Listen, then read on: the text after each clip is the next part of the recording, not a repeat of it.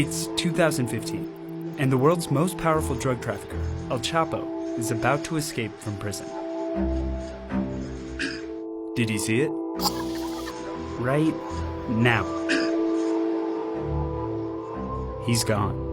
Segunda vez en 15 años, Joaquín El Chapo Guzmán se burla de las autoridades mexicanas al escaparse nuevamente de una... One of the world's richest, most notorious drug kingpins broke out of prison. Former cartel leader is considered one of the most dangerous drug traffickers in the world. Joaquín Guzmán Loera, better known as El Chapo, broke out of his cell by crawling through a hole in the shower. The escape of Chapo Guzman translates into two things: more violence for Mexico and more drugs coming into the United States. El Chapo was the leader of the Sinaloa cartel, a murderous criminal organization that has killed thousands during Mexico's violent drug wars. Their methods are brutal. But violence isn't what makes El Chapo different from other traffickers.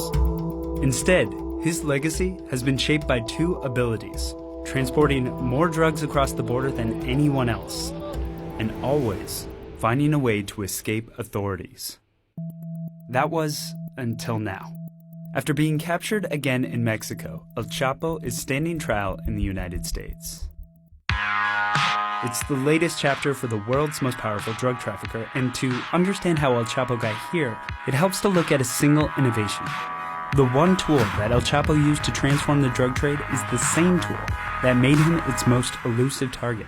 Tunnels. Through a tunnel. Used by El Chapo. Tunnel King. The master of tunnels. El rey de los túneles. Prince of tunnels. It's a magnificent feat of architecture and engineering being used to smuggle drugs. And it's like looking for a needle in a haystack. There's not really any form of technology right now that can discover these tunnels being built. The tub. Look at this.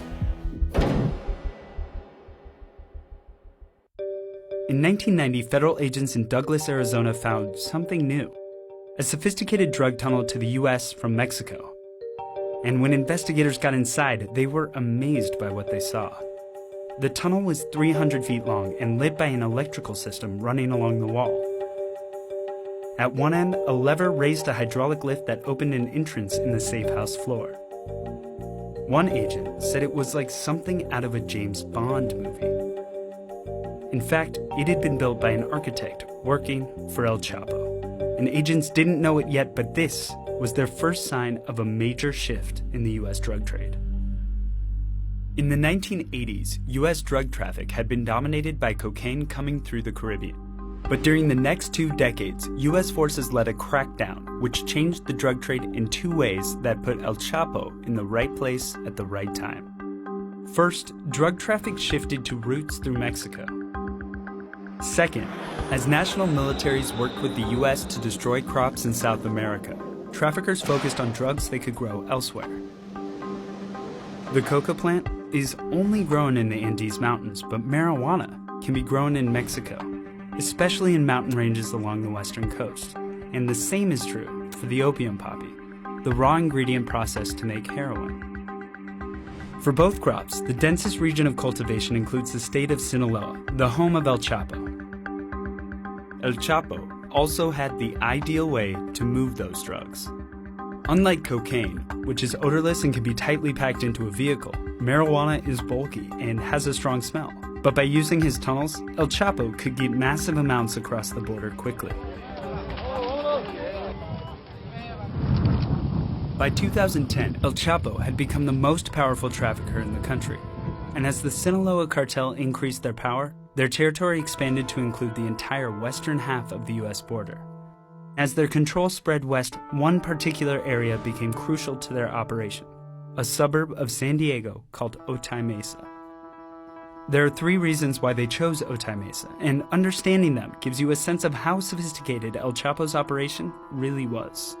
First, it is near 2 major transportation hubs, Tijuana and San Diego, so drugs can quickly get to the border and out to dealers on the other side. Second, it's an industrial area across the border from Tijuana's airport, meaning there's a steady stream of noise and traffic that make it easy to go undetected. The third reason is the soil. To the west is ocean, where the ground is too damp, and to the east, the earth rises to become hard mountainous rock.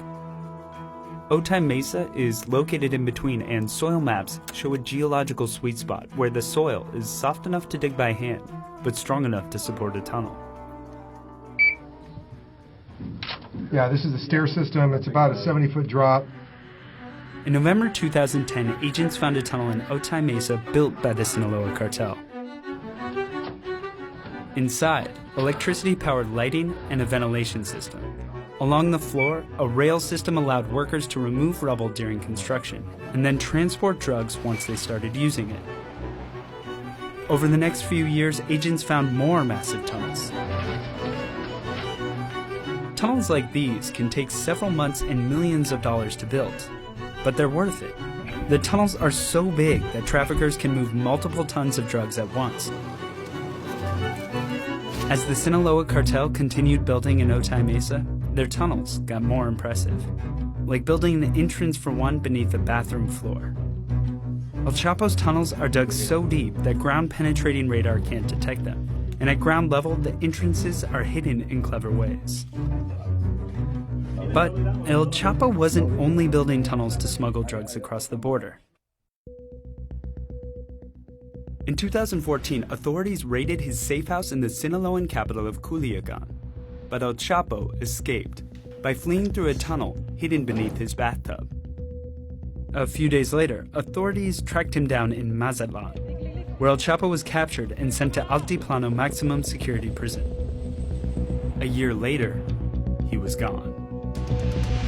Joaquín El Chapo Guzmán, el líder del cártel de Sinaloa, protagonizó una fuga de película. Precisamente el túnel, la boca del túnel por donde se escapó. This was the largest tunnel ever built by the Sinaloa cartel. It stretched nearly a mile to a farmhouse in a nearby field. A year before, that field had been empty. Beneath a hole in the floor, authorities found a motorcycle that El Chapo had used to cruise through the tunnel in less than 10 minutes. In Sinaloa, El Chapo's supporters celebrated the spectacular escape, but his freedom was short-lived. A few months later, authorities broke into his hideout in Los Mochis, Sinaloa, where he was arrested after a bloody gun battle. He escaped through a tunnel hidden behind his mirror that led to the sewer, but authorities caught him a few hours later when he crawled out of a manhole and tried to flee town. El narcotraficante durmió otra vez en el penal de máxima seguridad del Altiplano. This time, he was extradited to the U.S., where he is on trial in New York City. Authorities are so serious about security that they shut down the Brooklyn Bridge when El Chapo is moved from his Manhattan jail cell to the courthouse. But even as he sits in jail, El Chapo's legacy lives on. In 2018, 2 major tunnels were discovered along the U.S. border. In Arizona, one stretched across from Mexico to the back of an abandoned KFC.